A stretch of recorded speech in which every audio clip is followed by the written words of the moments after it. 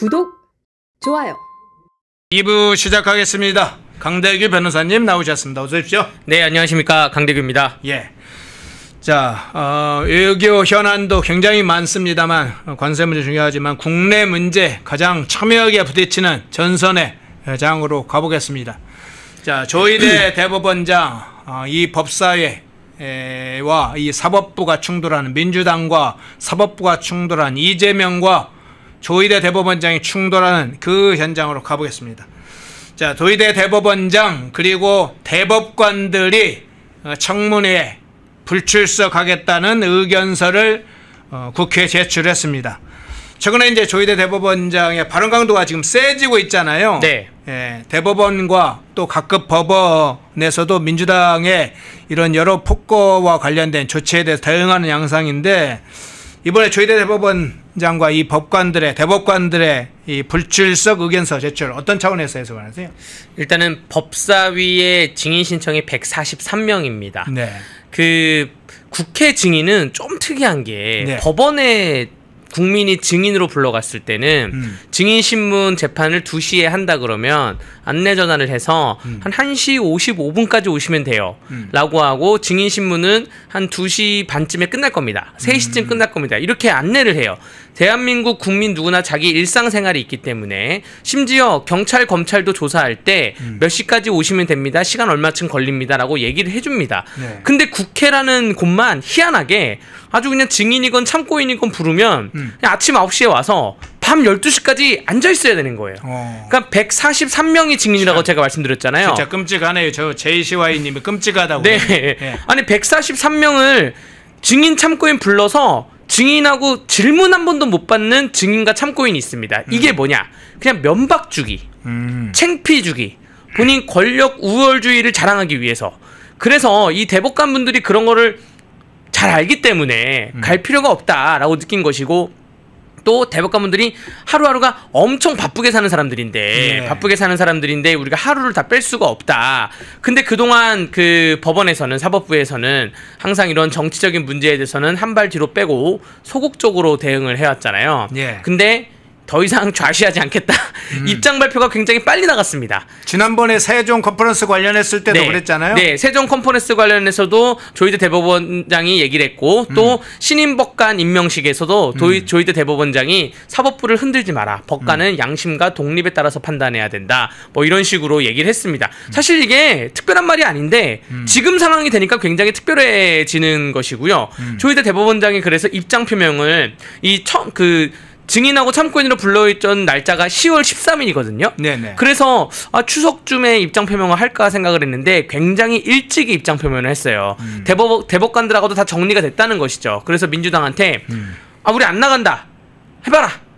우리도 더 이상 소극적으로 가만히 있지만은 않겠다, 입장 표명을 명확히 밝히겠다 라고 한 것이고, 이게 결국에는 그 사법부의 민주주의의 판단의 최후는 사법부가 하는 건데 민주당에게 악영향을 끼칠 거라 저는 생각됩니다. 예. 네.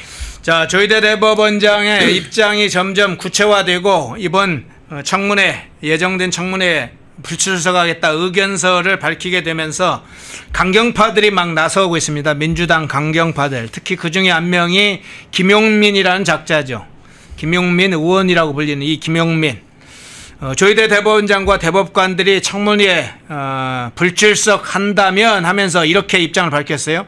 대법원 현장 검증을 추진하겠다. 그리고 불출석하면 고발 조치도 하겠다. 이렇게 으름장을 미리 놓았는데, 이 김용민이라는 작자는 물론 의원 되기 전부터 뭐 여러 가지로 돌출적인 행동을 여러 가지를 했는데, 의원 되고도 그 벌은 못 고쳤는지 막 나가는 행동을 반복적으로 하네요. 네, 요즘 이제 민주당이 그 꼴뚜기가 뛰니까 망둥어도 뛴다. 뭐 미꾸라지도 뛰고 메기도 뛰고 여기저기서 다 뜁니다. 이게 왜 그런지 모르겠어요. 그냥 가만히 조용히 정책, 민생만 챙기면 되는데, 이거 강성 발언을 하기 무슨 전국 강성 발언 자랑을 나왔는지 모르겠지만 왜 이렇게 날뛰는지 모르겠고요.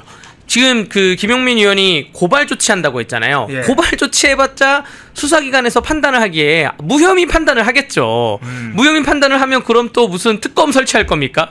대법원장들이 출석 안 한 거에 대해서. 또 만약에 재판에 넘어간다 하더라도 법원에서 이건 안 갈 수도 있지라고 해서 무죄 판단을 하겠죠. 그러면 또 특별재판부 설치할 겁니까?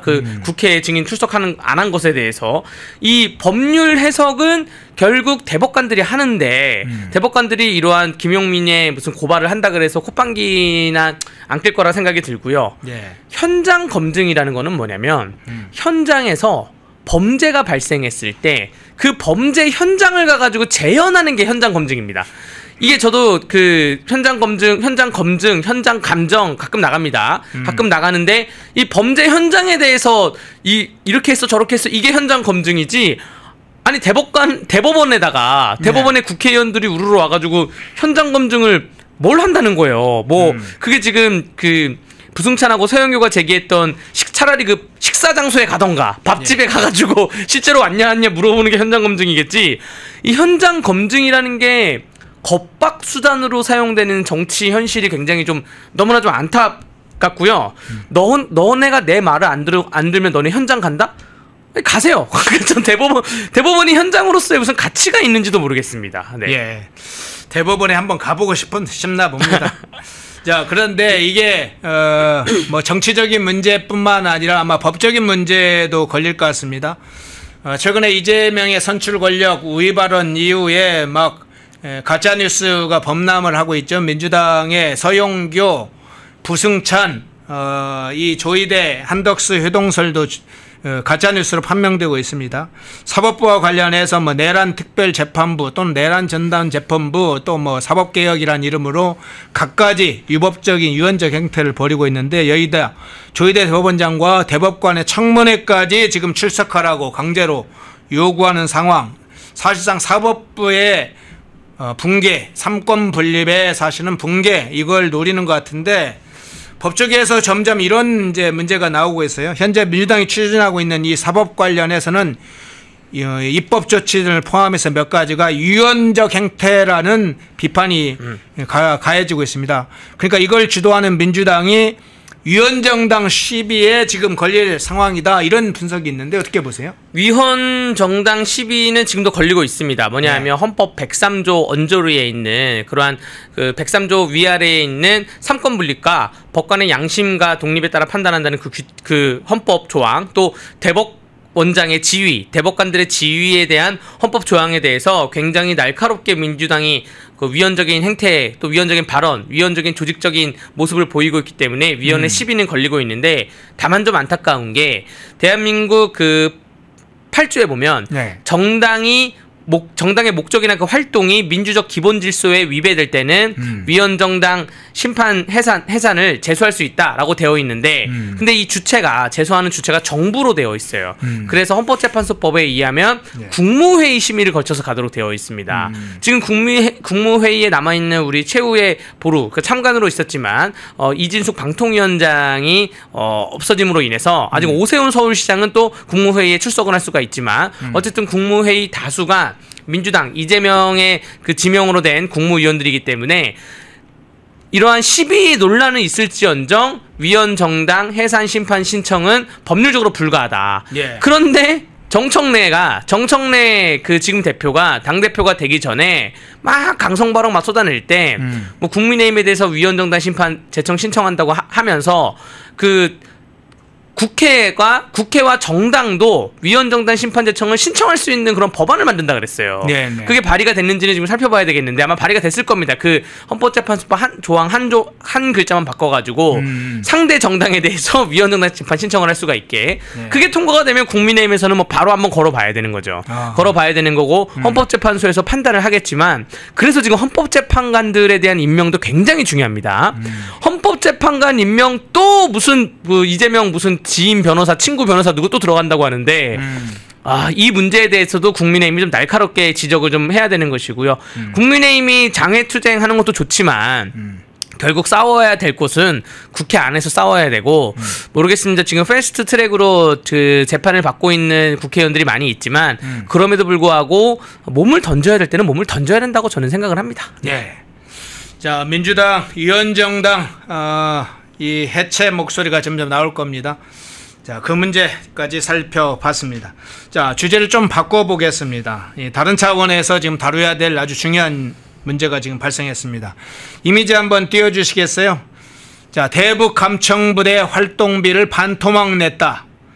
자, 작년에 민주당이 집권하기 전만 해도 윤석열 정부의 예산 삭감해서 큰 파장을 일으켰는데 이제 이재명이 집권하자 예산은 늘리는 항목이 있고 빼는 항목이 있죠. 뭐 지역화폐라든가 무슨 민생 쿠폰이라든가 무슨 AI 관련해서 뭐 탈원전 관련된 재생에너지 분야는 막 몇 조에서부터 몇십 조까지 예산을 팍팍팍 늘리고 있는데, 자, 내년도 정부 예산안에서 지금 이재명 정부가 대북 감청부대 777 사령부의 활동비 이 예산을 방토막을 내면서, 저기 지금 화면에 보이시죠?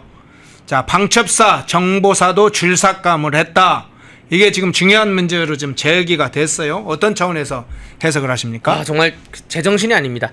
그 안보 포기라고 볼 수가 있고요. 안보에 대해서 아무런 그 생각을 하지 않겠다. 방첩사, 정보사 지금 예산을 반토막 삭감을 하지만 그런데 저기에 대해서 아마 결론적으로는 파이널 퍼포즈, 마지막 FP는 방첩사와 정보사를 아예 없애는 게 본인들 목적이 아닌가, 저는 그렇게 생각이 됩니다. 방첩사, 정보사, 이 777 그 사령부라고 저기 써있는 그 부대는 대북 감청 신호 정보 부대인데, 뭐 사인 NT라고 하는 뭐 그런 부대인데, 북한이 어떻게 움직이는지, 북한 북핵 동향, 또 북한의 주요 인사들 동향, 이러한 동향에 대해서 감청을 해가지고 정보 취득을 해가지고 그걸 안보 정책에 반영되고 우리나라 군사 기술력에 반영되게 하는 것인데, 저 예산은 오히려 늘어나야 돼요. 왜 늘어나야 되냐면 감청 기술이 저희가 일반 국민은 상상을 할 수 없는 감청 기술력들이 좀 나오고 있거든요.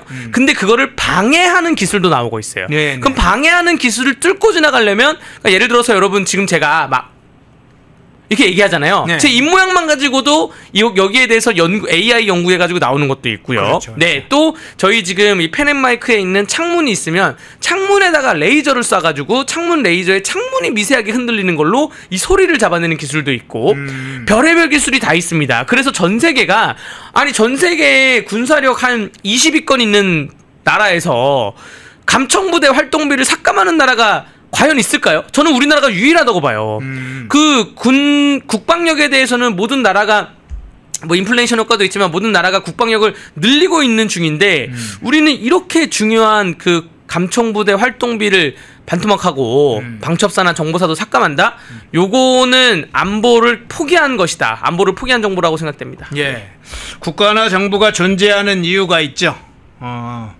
가장 앞서는 게 사실은 국가와 정부는 외부의 침략에 맞서서 국민의 안전과 생명을 지키는 일이죠. 그걸 포기하면 국가와 정부는 존재할 이유가 없죠. 국군 통수권자를 그 직위를 부여한 이유가 있는 것이죠.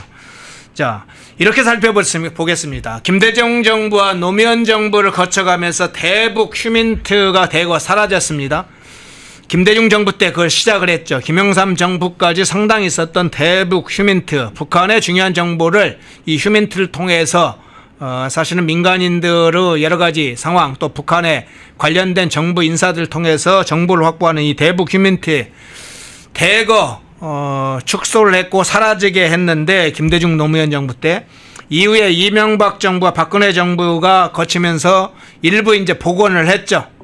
당시에 제가 박근혜 정부 때 청와대에 있을 때도 이 대북 휴민트 관련해서 상당한 공을 들이기도 했습니다. 저도 이제 민간 단체 관련된 일을 했기 때문에 특히 탈북자 관련된 휴민트 부분도 여러 부분에 신경을 썼어요. 그런데 문재인 정부에서 지금 다시 대북 휴민트를 사실상 거의 사라지게 했고, 국정원의 대공 수사망도 대부분 사라지게 했습니다. 국정원의 대공 수사권은 아예 사라지게 했죠. 경찰에 넘겨준다는 형식으로. 여기에다 지금 우리 군의 대북 감청까지 주기련 양상으로 가고 있는데, 이게 치명적인 문제가 발생합니다. 우리 군과 정보기관의 방첩 활동에 치명적 문제가 발생한다는 얘기인데, 북한의 공작원이 북한의 주요 인사들이 어떤 지시와 어떤 명령을 내리는지 이것을 포착을 못한다? 치명적인 문제가 발생하는데, 여기다 이제 북한 내부 동향뿐만 아니라 북한 공작원의 대남 공작 문제도 생기는데, 어떻게 보세요? 와, 대남 공장 문제는 사실 요즘 뭐 요즘에 주변에 간첩이 있어? 간첩이 있습니다. 예. 간첩들이 지금 속속들이 잡혀가지고 징역 9년 6개월형을 받고 민노총 산하에 있는 간첩 조직 북한 무슨 문화교류국하고 주고받은 간첩 지령, 지금 이러한 그 좌파들이 하는 선동하는 그러한 피켓 시위가 다 간첩에서 나왔다는 그러한 판결문이 다 나와 있고요. 문재인 정부 때 그 두 가지 국가 정보 관련된 사건이 일단은 국정원장이 박지원 원장이었잖아요. 네네. 거기에 대해서 일단 그 자체가 가장 큰 문제고, 두 번째가 한일 정보 그 교류 협정이라고 지소미아. 네, 그렇죠. 지소미아를 갑자기 뭐 이상한 그 이유를 들어가지고 지소미아 협정을 폐기해서 우리가 갖고 있는 휴민트 정보와 일본이 갖고 있는 위성 정보, 또 우리가 갖고 있는 위성, 일본이 갖고 있는 휴민트, 이걸 막 교환해야 되는데 그 교환을 2020년부터 2022년까지 한 3년간 안 했어요. 그럼 뭐냐? 우리가 뭔가 교환할 거 만들어가지고 일본이 뭘 주면 우리도 찾아가지고 주고, 이런 작업이 있어야 되는데 주고받을 게 할 게 없으니까 휴민트 정보 라인이 아예 무너진 겁니다. 네. 그런 와중에 지금 대남 정보, 또 뭐 방첩, 또 혹은 감청부대 반토막, 이거는 뭐냐면 내가 인간이라면, 국가가 하나의 인간이라면 내가 내 눈을 찌르고 내가 내 귀를 자른 거예요. 예. 그러면 나중에는 어떤 일이 발생하냐면, 지금 북중러 동맹과 한미일 동맹이 비교가 되고 있는데 한미일 동맹에서, 이 동맹이라는 거는 서로 주거니 받거니 할 수 있는 게 동맹입니다. 그러면 지금 중국과 러시아와 북한과 국경을 맞대고 있는 우리나라가 이 휴민트 정보가 가장 많아야 되는데, 그래야지 미국하고 일본이 보기에도 야, 우리도 줄 수 있는 기술력을 갖고 있는 위성을 이용해서 정보를 줄게. 너네도 그 접경지 혹은 뭐 인근지 휴민트 정보를 줘. 근데 우리는 줄 게 없어요. 네. 그러면 한미일 동맹에서 야, 한국은 뭐 줄 게 없다네. 그럼 우리도 주지 말자. 주거니 받거니 하지 말자. 이게 진짜 그 사람으로 치면 서로, 그러니까 눈을 찌르고 귀를 자른 사람이 우리 군인으로 쓸 수가 없잖아요. 지금 그러한 형태로 가는 거고, 결국 이재명 정부가 원하는 게 그러한 형태 아닌가. 미국하고 일본으로부터 버림을 당해가지고 그래서 한미를 탈퇴하려고 하는 것인지, 동맹을 왜 이렇게 정말 우리 국민들이 걱정하는 안보 정책만, 안보를 포기하는 그러한 정책만 하는지는 좀 의문스럽습니다. 예. 네. 지난번 이제 윤석열 정부, 문재인 정부에서 끊어졌던 그런 상황이 윤석열 정부 때 간첩단 사건이 일부가 이제 확인이 됐죠. 사실은 박지원이 국정원장을 맡고 있을 때 이 간첩단 사건에 대해서 제대로 수사를 하게 했을까요? 당연히 상당 부분 그 조치를 북한을 자극하는 행동을 하지 말아라 이렇게 했겠죠. 그 사이에서도 어쨌든 국정원 직원들 중에 헌신적으로 국가를 생각하는 직원들이 추적을 해서 청주 간첩단 사건, 민노총 간첩단 사건, 창원 간첩단 사건, 제주 간첩단 사건을 찾아냈죠. 그저께 민노총 간첩단 사건의 주범 석권호는 대법원에서 9년 6개월형을 받았습니다. 확정적인 형을 9년 6개월 받았어요. 간첩이 없다고 말하는 자, 지금 댓글에서 그자가 간첩이라고 지금 댓글 달아주신 분도 있는데, 버젓이 간첩은 어마어마하게 많습니다. 지금 드러난 것은 빙산의 일각이에요. 문재인 정부 때 사실은 이제 그동안 추적했던 간첩들을 상당히 수사를 못하게 함으로써 오히려 더 많은 간첩들을 찾아낼 수 있었던 걸 막지 않았나, 이런 건 뭐 우리가 그냥 상식적으로 알고 있습니다. 빙산의 일각이다. 국내 지하 조직들 굉장히 많죠. 북한과 연계되어 있는 북한 공작원들이 아예 버젓이 있습니다. 그걸 없다고 말하는 자들은 적어도 문외아이거나 아니면 친북적 인사라는 걸 자임하는 거죠. 본인이 간첩이거나. 자, 이어서 이렇게 좀 다뤄보겠습니다. 이재명과 정동영의 문제를 한번 다뤄볼 텐데요. 며칠 전에 정동영 통일부 장관이죠. 정동영이 정보기관 추정이라고 하면서 북한이 90% 이상 고농축 우려하는 보령을 2,000kg 이상 2톤 정도 추정하고 가지고 있다고 추정하고 했습니다. 정보기관이라고 이야기를 했다가 문제가 되니까 민간단체로 수정을 일단 했어요. 정동의 말을 일부는, 내용은 수정하지 않고. 통일부 장관이 저런 얘기를 왜 했을지. 자, 이번에는 이재명이 25일에 미국 뉴욕 증권거래소를 방문한 자리에서 이런 얘기를 했습니다. 북한이 체제 유지를 위해 필요한 무기는 이미 충분히 확보한 것으로 보여진다. 미국을 폭격할 수 있는 대륙간 탄도미사일 ICBM이죠. ICBM 기술도 거의 막바지에 다다랐다. 체제 유지를 초과하는 핵무기나 핵물질을 수출할 가능성이 높은 만큼 그 생산과 수출을 멈추는 것도 상당한 안보적 이익이 된다. 마지막 부분만 빼면 앞에 얘기는 정동영이나 이재명 얘기는 주로 친북 진영이 여러 이야기를 할 때 불가피한 상황이 왔다. 그러니까 북핵을 용인해야 된다. 비핵화 전략 폐기해야 된다. 라고 할 때 쓰는 사실은 논리인데 정동영과 이재명의 이 발언 어떤 차원에서 해석을 하십니까?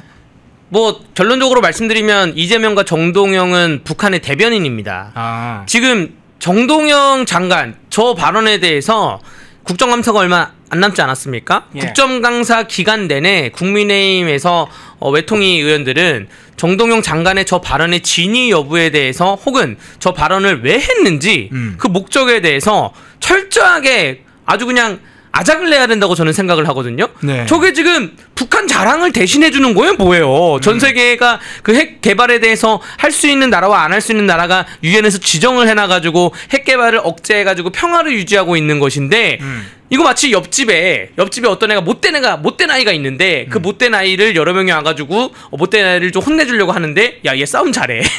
야, 얘 주먹이 있다만해. 그 못된 아이를 비호하면서 지금 대변인을 하는 역할이 아니냐라는 저는 생각이 들고 그것도 일국의 장관이 그 업무를 담당하는 장관이 너무나 한심하다는 생각이 들고요. 이재명에 대해서 말씀을 좀 드리자면 뉴욕 증권거래소 가서 저런 얘기를 했잖아요. 그러니까요. 그 정치인의 발언은 TPO라는 게 있습니다. T, 타임, P, 플레이스, O, 오케이션. 시간과 장소와 상황에 따라 말을 해야 되는데 아니 뭐 저 얘기를 뭐 국내에서 한 것도 아니고 뉴욕 증권거래소 가서 저 얘기를 하면 뭐 어쩌라는 거야. 한국 주식을 뭐 사지 말라는 거예요. 어쩌라는 거예요. 뉴욕 증권거래소에 가가지고 야, 북한이 핵무기를 이렇게 개발을 했는데 거의 다 완성됐고 니네 미국 본토에도 나갈 수 있다더라. 이게 지금 무슨 의미입니까? 저는 정말 그 대통령실이 인사를 바꾸던가 대통령을 바꾸던가 둘 중에 하나를 바꾸는 생각을 해요. 아니 자꾸 저런 식으로 사고를 쳐서 대한민국 경제도 망가뜨리고 안보도 지키지 못하고 세계적인 바라보는 시선이 대한민국에 대해서 어떻게 바라보겠어요? 이제 북한과 한 나라야? 같이 가는 거야? 그 사우스 코리아와 노스 코리아가 같이 가는 거야? 정말 너무 황당했습니다. 저는 발언이. 결국 그러면 이 이재명과 정동영 발언은 자, 북한이 원하고 있는 사실상 군축회담, 뭐 종전선언, 평화협정 요 방향으로 끌고 가려고 하는 의도적인 계획입니까? 평화협정, 종전선언 두 개의 국가 이 의도고 파이널 퍼포즈가 맞춰져 있긴 한데 그럼 차라리 평화적으로 발언을 해야죠. 우리 안 싸우겠다 해야지. 아니면 혹은 아니면 우리의 군사기술력을 자랑해야죠. 야, 북한 덤벼봐. 덤비면 너네는 3일 안에 평양 날라가. 야, 일주일 안에 김정은 이거 찾아내서 목 날라가. 이렇게 얘기하면 북한이 무서워서 그것도 안 싸우는 방법이잖아요. 네. 차라리 그렇게 해가지고 우리 군사기술력이면 우리 드론 보내면 김정은 너의 머리에 대가리에 바로 총알 쏠 수 있어. 이렇게 말을 하면 서로 그냥 안 싸우는 거죠. 센 사람들끼리 안 싸우잖아요. 근데 오히려 가가지고 북한이 핵무기를 뭐 100기를 보유하고 있는데 그게 ICBM이 거의 완성돼서 미국 본토도 타격할 수 있다. 아니 어쩌라는 거예요. 그래서 미국 증권거래소 가가지고 그래서 북한이 세니까 건들지 말자. 그래서 그냥 평화로 가고 종전을 하자. 이게 무슨 말입니까? 이거 정말 너무 비굴하고 불의적이고 정의롭지 않은 그런 발언이라고 저는 생각합니다. 예. 네. 자, 마지막 장면 한 이미지 한번 보겠습니다. 미 국방장과 관련된 이미지 한번 띄워주시겠어요? 예, 이렇게 제목이 잡혔네요. 트럼프 멀론이나 전 세계 미 장성 800명 집결 명령 이렇게 제목을 붙였는데 자, 피트 헤그세스 미 국방장관이 전 세계 각지에서 복무하고 있는 800명 이상의 미군 장성과 제독들을 지금 소집을 했습니다. 30일 버지니아주 퀀티코 해병대 기지로 다 오도록 이렇게 소집을 했는데 유례없는 조치가 분명하죠. 일부에서는 안보 공백 이야기도 하긴 합니다만 왜 트럼프 대통령이 이걸 소집하도록 국방장관에게 지시했을지 여러 이제 중대한 의미가 있을 텐데 어떤 차원에서 생각하세요? 일단은 뭐 여러 가지 의미가 있겠지만 첫 번째는 바이든 정부 때 무너졌다고 했다는 미국 내 군 기강이 해이해진 거. 군 기강. 이 네. 기강에 대해서 잡으려고 네. 일단 모여라라고 해서 이게 아마 지금 모이는 날짜는 뭐 그 30일 날 모이지만 800명이 집결을 해야 되고 무슨 항공모함 배치 뭐 이런 것 때문에 이미 몇 개월 전에 결정이 됐을 거라 저는 생각을 합니다. 예. 트럼프가 작년 11월에 당선되고 나서 아마 올해 1월 달에 시작하면서 조치를 취해서 언제쯤 되면 다 모일 수 있냐 해서 가장 빠르게 모인 게 9월 30일경이라 보여지고요. 군 기강 회의를 잡기 위해서 다 모여라 라고 한 거고, 두 번째는 대외적인 메시지입니다. 예. 동맹국가 적국에 대한 메시지를 보내는 거예요. 동맹국가 적국에 대해서 우리는 대통령식 편제 체제를 절대 벗어나지 않을 거다.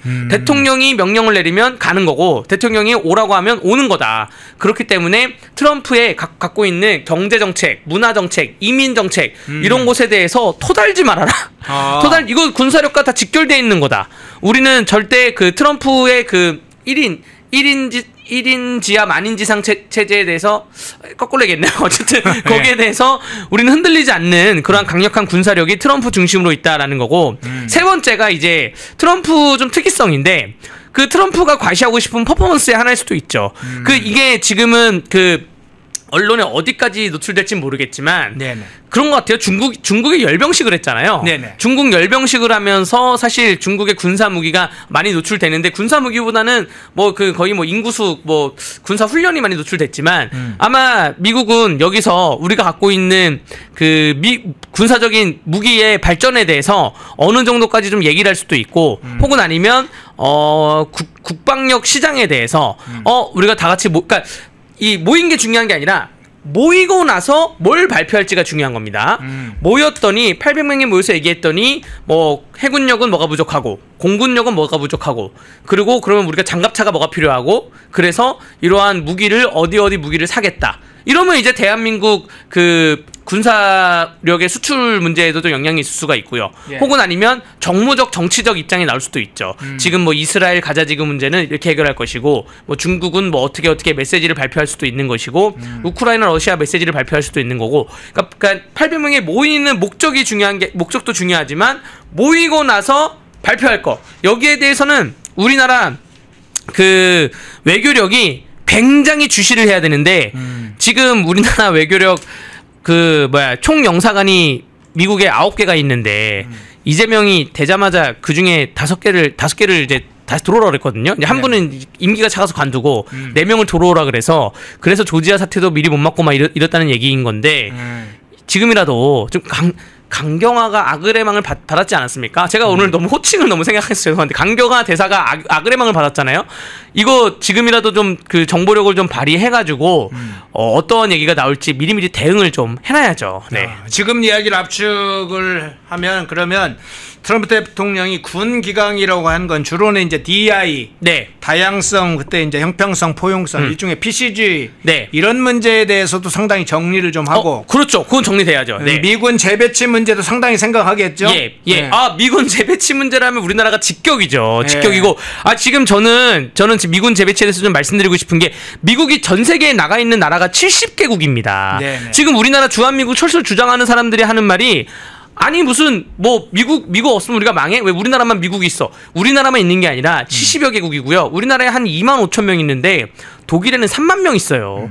그러니까 유럽에도 있고 전 세계 5대양 6대주에 다 있어요. 네. 다 있는데 그거를 우리나라만 좀 특이성 있다고 바라보는 사람들이 한 명 있고, 두 번째가 어차피 한미동맹 국권한데 미군이 철수돼서 전쟁이 나더라도 미국이 다시 도와주러 올 거 아니냐. 그러니까 철수해도 되는 거 아니야? 라고 주장하는 사람들도 있어요. 거기에 대한 논리를 박살내기 위해서는 1948년에 우리나라가 정부를 수립하고 1949년 6월 달에 미국이 철수했습니다. 철수하라고 그래서 철수했고 정확히 1년 있다가 김일성이 굉장히 빠르게 판단해가지고 1950년 6월 25일 날 쳐들어왔죠. 쳐들어왔을 때 서울을 3일 만에 수복하고 부산을 일주일 만에 전복하겠다. 근데 우리 국방력으로 겨우 막고 있다가 메가도 장군의 인천 상륙작전이 언제 들어왔냐? 9월 15일 날 들어왔어요. 그러니까 3개월이 걸려요. 아무리 동맹국이라 하더라도 우리나라도 우리가 뭐 동맹 맺고 있는 나라에 파병을 하려면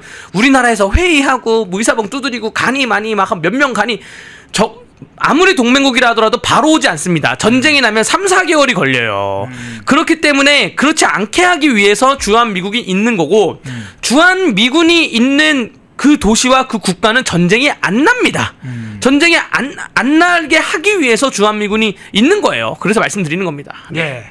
자, 조이대로 시작해서 이재명, 문재인에 이어 이재명도 북한의 감시망 체제를 무너뜨리는 장면, 이재명, 정동영의 북핵 발언, 그리고 미 국방부 장관의 군 장성들 소진 문제까지 좀 살펴봤습니다.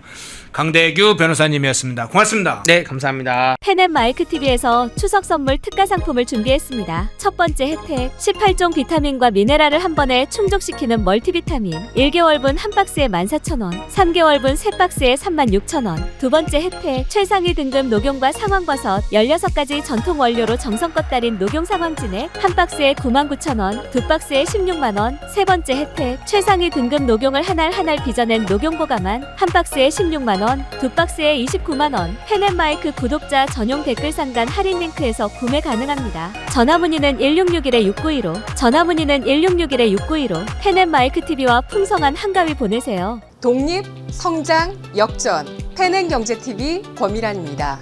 8월 25일 매일 저녁 8시 경제독립 8시 라이브 방송이 시작됩니다.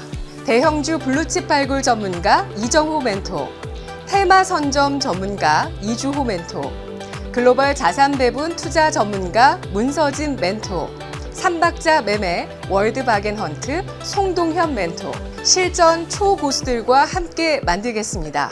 여러분의 투자 라이프를 180도 바꿔줄 경제 라이브, 경제독립 8시, 매일 밤 8시에 뵙겠습니다. 펜앤마이크에서 추천하는 영상도 보고 가세요. 다른 영상도 즐기시려면 구독 버튼을 꼭 눌러주세요.